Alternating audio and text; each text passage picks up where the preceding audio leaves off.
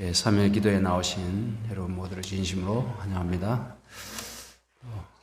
가정에서 방송으로 예배에 참여하시는 우리 성도님들께도 이 시간 하나님의 은혜가 함께 하시기를 간절히 바랍니다.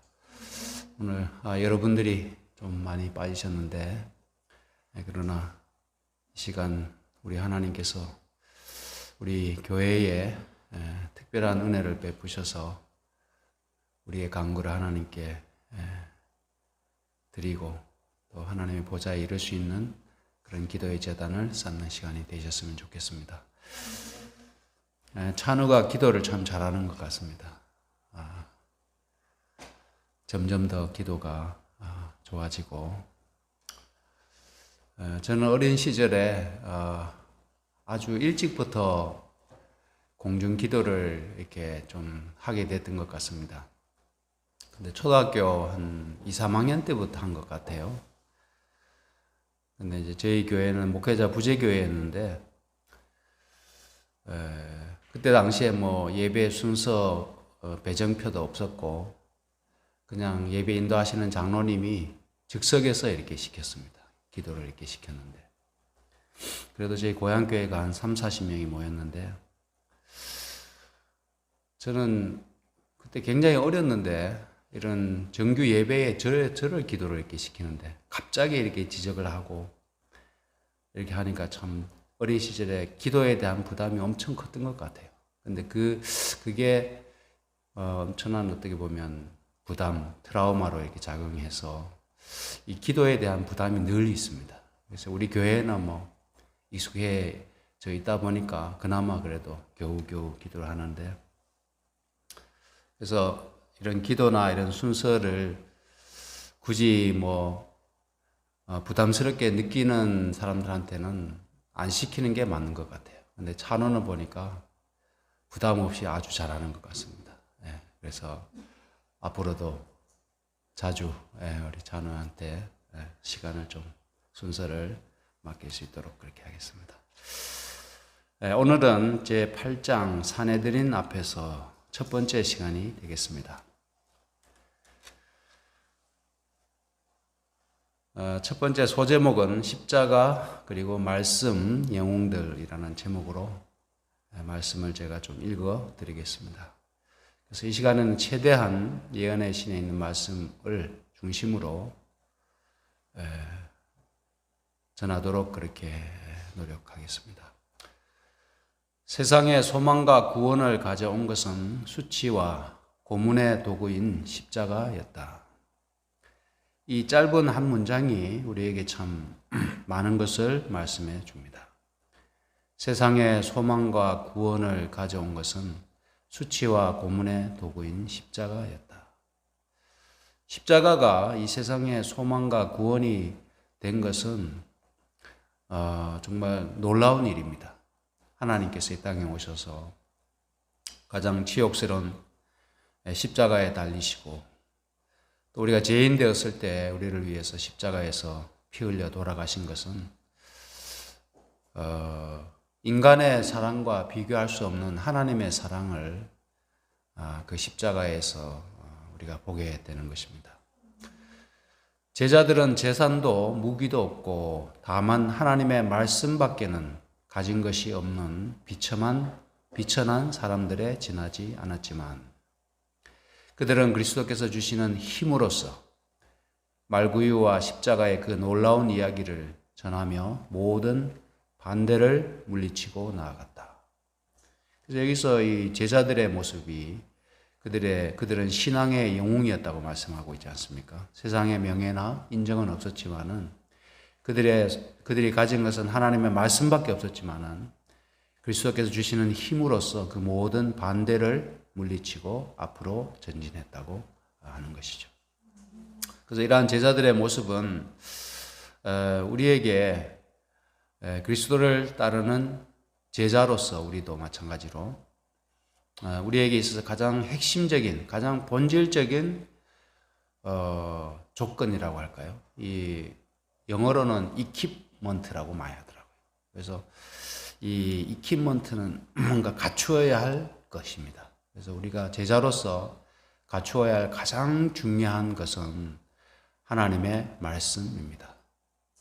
하나님의 말씀이 그리스도의 제자들에게 있어서 가장 중요한 무기, 또 가장 강력한 무기라고 할 수 있겠죠. 그들은 세상의 명예나 인정을 받지 못했지만 또 그것을 구하지 않으면서 하나님께서 맡기신 사명을 감당하기 위해서 모든 반대에도 불구하고 또 여러 핍박과 고난에도 불구하고 그들이 앞으로 전진해 나아갔습니다. 그들의 그러한 영웅적인 신앙이 있었기 때문에 전 세계에 그리스도의 복음이 증거된 것 아니겠습니까? 우리 선에까지 도달하게 된 것이겠죠. 우리도 새해에는 조금 더 용기를 내고 더 어떻게 보면 확신을 가지고 우리가 당면한 여러 장애물이 있지만은 그것을 건너뛰어서 우리의 사명을 완수하게 되는 여러분과 제가 되었으면 좋겠습니다. 그래서 우리 교회도 조건이 좋은 것은 아니죠. 여러 문제들이 있지만은 그럼에도 불구하고 그리스도께 주시는 힘으로 우리가 앞으로 전진하는 신앙의 영웅들이 되어야 되겠습니다. 가장 뿌리 깊은 편견이 있던 곳, 그리고 범죄자로 십자가에 못 박힌 그리스도에 관하여 가장 혼돈된 견해들이 성행한 곳인 예루살렘에서 제자들은 담대하게 생명의 말씀을 전했습니다. 유대인들 앞에서 그리스도의 사역과 사명, 그리고 그분의 십자가에 못 박히신 부활 승천을 제시하기를 계속하였다. 그래서 제자들이 복음을 전할 당시의 상황이 녹록지 않았다는 거죠. 우리가 교과책 가운데서도 보면 바울이 그가 쉽게 전할 수 있는 동족들에 대한 선교를 할 수 있었음에도 불구하고 굳이 히브리인들과 사상이 다르고 또 세계관이 다른 이방인들에게로 그가 나아갔던 그러한 사실을 우리가 몇 주 전에 공부했는데, 이 제자들도 지금 현재 예루살렘의 상황이 굉장히 어려운 상황이었습니다. 편견이 있었고 또 예수님에 대한 어떤 증오, 여러 혼돈된 견해들이 있었던 곳이죠. 또 유대인들은 나사렛 예수를 십자가에 못 박으라고 외쳤던 그런 사람들 아니겠습니까? 그들 앞에서 그리스도의 사역과 사명, 십자가에 못 박히신 부활 승천을 그들이 담대하게 증거했다고 하는 것입니다. 그렇게 함으로 인해서 핍박이 닥치게 되었죠. 그리고 흩어지게 되지 않았습니까? 그 모든 과정들이 하나님의 선하신 섭리와 뜻 안에서 이루어지게 되는 것을 보게 됩니다. 그래서 우리는 때때로 인간적인 어떤 판단이나 또 인간적인 어떤 그런 계획이 어려움을 좀 회피하고 또 어떻게 보면 무난한 길을 선택하기가 쉬운 것 같습니다. 근데 더 중요한 것은 뭔가 하면 하나님의 뜻, 또 하나님의 명령을 쫓아 행하는 것이 가장 안전한 길이고 가장 성공적인 길이라고 생각이 됩니다. 제자들도 여기서 그들이 어떻게 보면 좀 쉬운 길을 선택했다고 하면 예루살렘을 떠나는 것이 맞았겠죠. 그래서 오늘 또 보겠지만은 그들이 그렇게 함으로 인해서 감옥에 갇히게 되지만은 그것을 두려워하지 않고 그들이 맡기신 사명을 완수하는 장면을 보게 됩니다. 제사장들과 관원들은 분명하고 담대한 사도들의 증언을 놀라움으로 들었다. 아마 그들이 겁을 먹고 다 뿔뿔이 흩어지리라고 생각했는데 어떻게 보면 공동체가 와해될 것이라고 믿었는데 오히려 그들이 도망가지 않고 예루살렘 한복판에서 성전에서 복음을 전하는 걸 보고 그 증언을 듣고 그들이 굉장히 놀라게 되었다고 하는 것입니다. 부활하신 구주의 능력이 확실히 제자들 위에 임하였고 그들의 사업에는 표적과 기사가 따랐으므로 날마다 믿는 자들의 수요가 증가하였다. 여기서 표적과 기사가 나오는데요. 이 표적과 기사는 사도행전에 성경 사도행전에 굉장히 많이 나옵니다. 제가 이제 다 찾아보니까 2장 22절, 43절, 4장 30절, 5장 12절, 6장 8절, 7장 36절, 14장 3절, 15장 12절, 18절 이렇게 나옵니다. 그때마다 항상 표적과 기사가 함께 따라오는데 그들에게 표적과 기사가 함께 했을 때 많은 사람들이 믿는 자들의 수요가 증가했다고 하는 것이죠. 그래서 표적과 기사가 무엇일까? 표적과 기사가 무엇인지를 우리 좀 봐야 되겠습니다.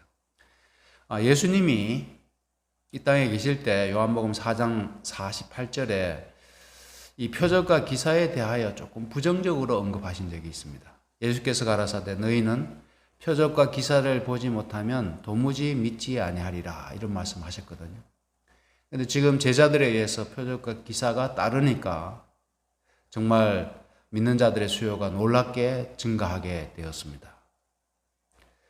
마태복음 24장 24절에도 거짓 그리스도들과 거짓 선지자들이 일어나 큰 표적과 기사를 보이어 할 수만 있으면 택하신 자들도 미혹하게 하리라. 여기서도 표적과 기사가 어떻게 보면 믿음의 증거나 또 하나님의 어떤 함께 하심의 표시로 주어졌다기보다도 믿는 자들을 미혹하는, 택하신 자들을 미혹하게 하는 방편으로 사용되는 것을 보게 됩니다. 그래서 표적과 기사에 기대는 믿음은 안전하지 않다고 하는 것이죠. 또 표적과 기사를 보고 하나님을 믿게 되는 것을 예수님이 책망하신 것을 보게 될 때 표적과 기사가 때로는 부정적인 그런 부분도 있습니다. 근데 사도행전에 나오는 표적과 기사는 그러나 여기 보면은 복음이 퍼져나가는 데 있어서 긍정적으로 역할을 하게 된 것을 알 수가 있습니다. 그래서 표적은 세메이온인데요. 헬라어로 세메이온인데 표징, 표시, 증거, 상징, 전조, 징조 이런 뜻입니다. 그래서 표면적인 의미는 놀라운 일이라는 뜻입니다. 그래서 이것이 하나님의 뜻과 능력을 증명하는 각종 이적을 가리키는데 기사와 어떻게 다른가 하면 이 표적은 주로 인간과 관계된 외형적인 증거입니다. 즉 사람에게 나타나는 놀라운 일, 하나님의 어떤 하나님으로부터 비롯된 기적 이러한 것들이 표적이고 기사는 테라스인데 이것도 마찬가지로 그 글자의 의미는 똑같습니다. 경이, 놀라운 일. 그래서 이 표적과 거의 흡사한데 이것은 자연 만물과 관계된 능력이나 영향력입니다. 예를 들면은 엘리야가 기도했을 때 3년 반 동안 비가 오지 않았어요. 그럼 그것은 표적입니까? 기사입니까? 그건 기사잖아요. 근데 성전에 올라가다가 성전 미문에 앉아있던 안전뱅이가 40년 된 안전뱅이가 다시 예수의 이름으로 일어나 걸으라 했을 때 일어나게 걷게 된 것은 표적이겠죠. 그래서 이러한 표적과 기사가 제자들의 사업에 함께 했을 때 많은 사람들이 믿게 되었습니다. 그런데 표적과 기사를 보고 믿게 된 사람들이 어떻게 보면 믿음의 지속성이라고 할까요? 아니면 초대교회에 그들이 어떤 역할을 감당하는 훌륭한 믿음의 일꾼들로 성장했는가? 좀 그렇지 못한 것 같습니다. 표적과 기사를 보고 믿는 자들의 수요가 증가한 것은 마치 민물처럼 이렇게 밀려왔지만은 핍박이 임했을 때 그들이 썰물처럼 빠져나가기도 했어요. 그래서 표적과 기사보다 믿음에 더 중요한 것은 하나님의 말씀에 대한 믿음입니다. 그래서 이 말씀을 보고 믿는 믿음은 흔들림이 적습니다. 물론 다 그런 건 아니겠죠. 그러나 눈으로 보이는 표적과 기사, 이적, 병 고치는 어떤 그런 놀라운 신유의 기적을 보고 믿게 된 자들은 그 믿음의 뿌리가 약하기 때문에 시련이 오면 그들은 흔들릴 수밖에 없다고 하는 것입니다. 그래서 제자들이 지나가는 거리마다 백성들은 병자들을 침대와 요 위에 누이고 베드로가 지나갈 때에 혹 그 그림자라도 누구에게 덮일까 바랐다. 어떻게 보면 굉장한 팬덤 현상이 일어났습니다. 제자들에 의해서 막 병 고치는 그런 이적이 일어나고 안전뱅이가 일어나 걷게 되고 이런 것을 보면서 사람들이 그냥 병자들을 침대와 요 위에 눕혀서 길가에 이제 데리고 나오는 겁니다. 한 사람 한 사람 일일이 다 할 수 없는 상황이니까 베드로가 지나갈 때 그 그림자라도 혹 그 환자에게 덮이게 할 수 있을까 해서 그렇게 했다고 합니다. 또한 더러운 귀신에게 괴로움을 받는 사람들도 데려왔다. 군중들이 그들 주위에 모였고 병 고침을 받은 사람들은 하나님을 찬양하고 구속주의 이름을 영화롭게 하였다. 제사장들과 간원들은 그리스도께서 그들보다 더 칭송을 받으시는 것을 보았다. 그래서 그들이 할 때 아마 병 고치는 그런 표적과 이러한 이적들을 행할 때 항상 예수의 이름으로 한 것 같아요, 제자들이. 그래서 그리스도께서 더욱더 칭송을 받는 것을 보게 되는 것입니다. 그래서 우리 동마산 교회도 지금 쑥덤 봉사를 하고 있는데 우리가 늦은 빛 성령을 받고 주의 일을 하게 될 때 주의 놀라운 능력이 우리와 함께 임하시게 되면 아마 정말 놀라운 일들이 일어나게 될 겁니다. 그렇죠? 그래서 지금 우리 최 집사님, 우리 공 집사님, 우리 집사님들이 환자들의 환부를 쑥덤으로 이렇게 치유하고 고치기 위해서 이렇게 하게 될 때 그들에게 놀라운 치료가 일어날 수 있도록 하나님의 능력이 역사하도록 항상 기도하는 것을 잊지 말아야 되겠습니다. 할 수만 있으면 우리가 세팅을 하고 침대를 놓고 다 준비를 갖춰져 있다 할지라도 시작하기 전에 우리 집사님들이 함께 기도하고 하나님의 능력이 오늘 방문하는 분들에게 임하도록 강력하게 기도하고 주의 놀라운 능력이 그들과 함께 하도록 그렇게 강구한다면 더 놀라운 결과를 보게 될 것입니다. 하나님의 역사를 우리가 경험할 수 있게 될 것입니다. 그 다음 제목입니다. 사두개인들, 바리새인들의 분노인데요. 자, 그들이 분노하게 된 것은 이제 사두개인들이 분노하게 된 것은 지난 앞에서도 나왔습니다만은 제자들이 부활하신 예수 그리스도를 전파했기 때문에 부활을 믿지 않는 그들의 교리와 이게 배치되게 되고 또 부활을 자꾸 이렇게 증가하다 보니까 그들의 교파가 아마 머지않아서 멸절되리라는 그런 위기감을 가지게 되었습니다. 그 다음에 바리새인들도 유대 의식들의 기초가 되는 제사를 무효화하는 그러한 가르침. 그러니까 예수님의 십자가로 말미암아서 모든 제사 제도가 폐지되었잖아요. 성전의 휘장이 찢어지면서 구약시대에 오랫동안 지속되었던 예수님의 희생을 상징하는 그 모든 의문에 속한 율법들이 다 폐해지고 이제 더 이상 유대교회의 어떤 근간이 이제 어떻게 보면 더 이상 소용이 없게 된 그런 가르침을 듣게 되었습니다. 그것으로 인해서 그들이 매우 분노하게 되었다고 하는 것이죠. 다른 개신교회에서 왜 우리 교회에 대하여 증오심을 가지고 있습니까? 왜 그들이 편견을 가지고 있습니까? 예를 들면 안식일 기별도 마찬가지잖아요. 우리가 안식일을 기별을 전할 때마다 그들의 주일 제도가 위협을 받잖아요. 일요일 예배가 성경적이지 않다. 천주교의 유물이다. 이렇게 하게 되면 그들의 교리가 공격을 받고 위험해지기 때문에 안식일을 지키는 재림교회에 대한 분노를 그들이 나타내게 됩니다.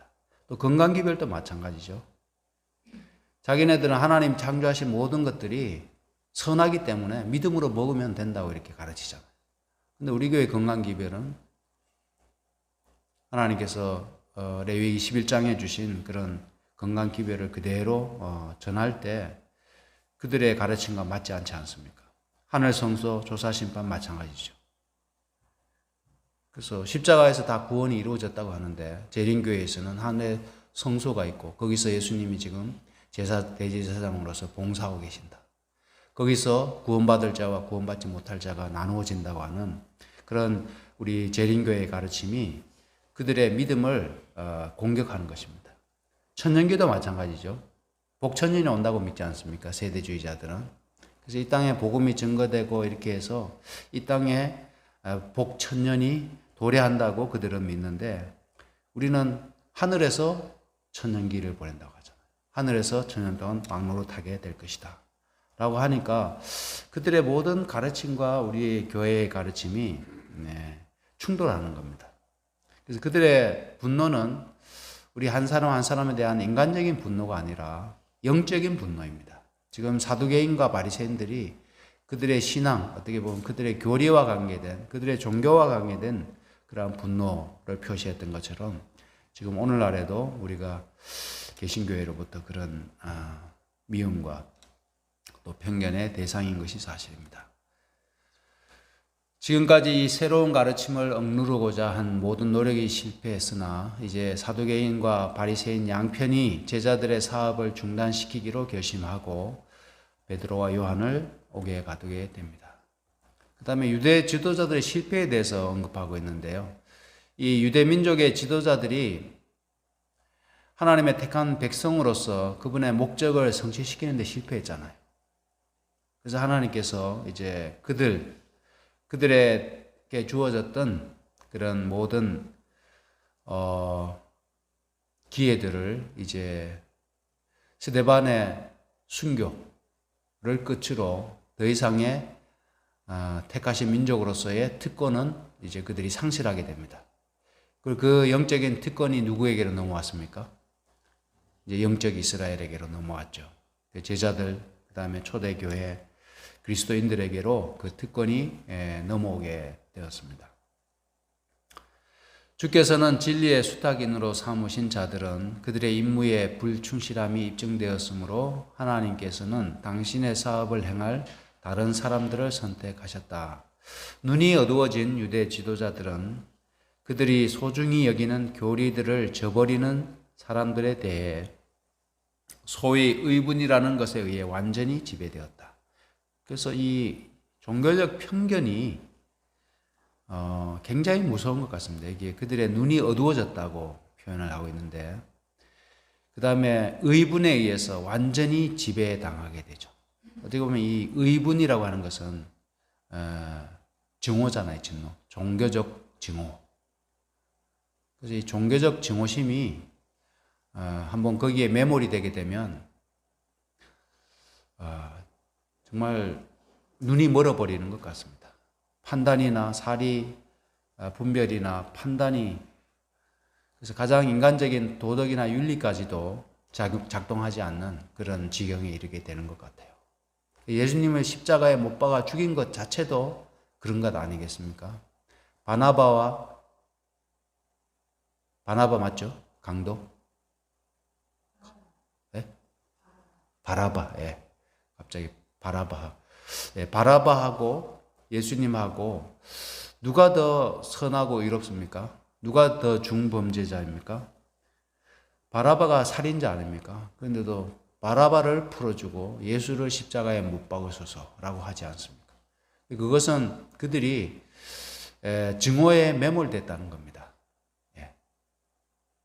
그래서 다행히 우리 재림교회는 타 교파에 대한 그러한 증오심에 매몰된 집단은 아닌 것 같습니다. 그래서 우리 교회가 하나님의 교회, 우리 교회에서 나갔지만은 안상홍 씨가 출교당해서 나가서 하나님의 교회를 세우고 그들도 이제 안식일을 지키죠. 안식일을 지키긴 하지만은 그렇게 하는데 우리가 그들에 대한 증오심이 유대인들이 나타냈던 그런 증오심과는 비교할 수 없는 것입니다.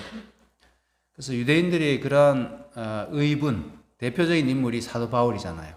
사도 바울이 의분에 차서 교회를 잔멸하고자 했습니다. 그러니까 싹 쓸어버리고자 했다는 거죠. 지금 이스라엘이 하마스를 잔멸하기 위해서 전쟁을 벌이고 있는 것처럼 바울도 그런 의분에 휩싸여서 나사렛 예수를 믿는 이 초기 그리스도인들을 완전히 쓸어버리고자 했다고 하는 것이죠. 여기에 말씀하기를 그들은 말씀을 바로 깨닫지 못하였거나 성경을 잘못 해석하였거나 오용했을 가능성조차 인정하지 않았다는 겁니다. 그들은 절대적으로 옳다고 생각했죠. 자기 자신들은. 그래서 예수님이 진짜 과연 그리스도이신가? 그들이 뭔가 이렇게 성경 말씀과 예수님의 행적을 비교해 보면서 우리가 성경을 바로 해석했는가? 메시아에 대한 믿음이 올바른가에 대해서 뭔가 좀 생각해 보려고 하지 않고 그들은 마치 이성을 잃은 사람처럼 행동했다 라고 합니다.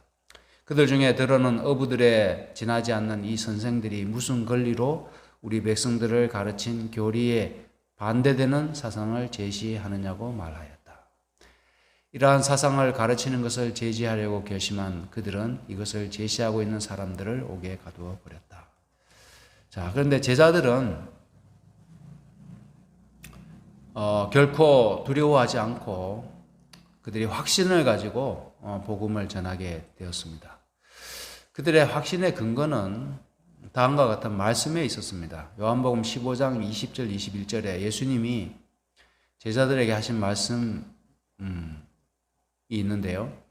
내가 너희들어 종이 주인보다 더 크지 못하다 한 말을 기억하라. 사람들이 나를 핍박하였은즉 너희도 핍박할 터이요.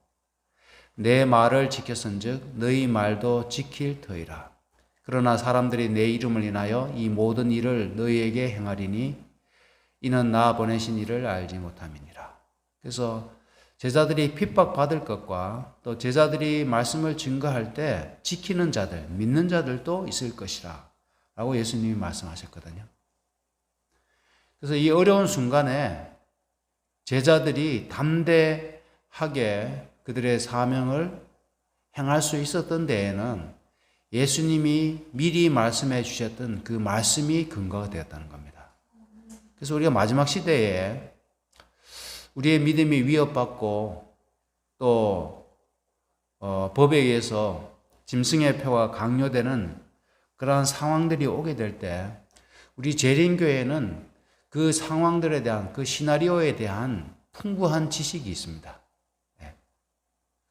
그래서 일요일 휴업령은 도시를 떠나라는 신호탄이다. 예를 들면 뭐 그런 말씀들. 그 다음에 우리가 구체적으로 엘렌 화이트를 통해서 하나님께서 주신 예언의 신에 기록된 이 마지막 시대의 사건들에 대한 이해를 우리가 가지고 있습니다. 우리가 지난번에 우리가 화요일 저녁마다 마지막 날의 사건들을 우리가 공부했잖아요. 다 잊어버린 것 같지만은 그래도 우리에게 생각나게 될 겁니다. 그러한 상황들이 오게 되면 또 요한복음 16장 2절 4절에도 사람들이 너희를 출교시킬 뿐만 아니라 때가 이르면 물은 너희를 죽이는 자가 생각하기를 이것이 하나님을 섬기는 예라 하리라. 즉 하나님의 이름으로 그 핍박을 행할 것이다 라고 말씀하십니다. 오직 너희에게 이 말을 이른 것은 너희로 그 때를 당하면 내가 너희에게 이 말한 것을 기억나게 하려 하며. 예수님 정확하게 말씀하셨죠. 예수님이 그런 말씀을 하게 하신 것은 그 때를 당했을 때 제자들이 예수님이 말씀하신 것을 기억하면서 그들의 어떤 확신과 또 그들의 어떤 그 길을 선택할 때 올바른 길을 걸어갈 수 있도록 하시기 위해서 예수님이 말씀하셨다고 분명히 말씀하고 있습니다. 사실 유대인들의 간원들의 투옥과 그다음에 제자들에게 대한 명령은 더 이상 사람들에게 부활에 관한 이야기, 예수 그리스도에 대한 어떤 승천, 부활 이러한 말씀들을 더 이상 증거하지 말도록 명령을 했습니다. 근데 천사가 옥문을 열고 사도들에게 나타나서 한 말씀은 가서 성전에 서서 이 생명의 말씀을 다 백성에게 말하라 이렇게 말씀했어요. 간원들의 명령과 천사가 나타나서 그들에게 전한 말씀은 정반대였습니다. 그러면 제자들은 누구의 명령을 따랐을까요? 마지막 말씀입니다. 그렇지만 사도들은 그들이 관원들과 의논하여 그들의 허락을 받기까지는 그리할 수 없노라고 대답했는가? 아니다. 하나님께서 가라고 하셨으니 그들은 순종하였다. 저희가 새벽에 성전에 들어가서 가르쳤다. 베드로와 요한이 신자들에게 와서 어떻게 그 천사가 감옥을 지키는 군사들을 해치고 그들을 직접 인도해 내었고 방해받던 그 사업을 다시 계속하라고 명령했는지를 말하였을 때에 형제들은 놀라움과 기쁨으로 충만하였다. 그래서 이 제자들의 이러한 이야기들은 앞으로 우리에게 매우 요긴한 말씀과 교훈이 되게 될 것입니다.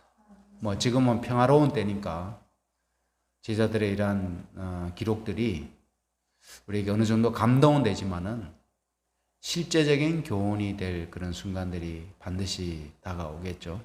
그럴 때 우리 여기 나오는 제자들처럼 하나님의 명령에 순종하고 주의 뜻을 쫓아서 우리가 확신 가운데 하나님께서 우리에게 맡기신 일들을 넉넉히 감당하게 되시는 여러분과 제가 되기를 간절히 바라면서 말씀을 마치겠습니다.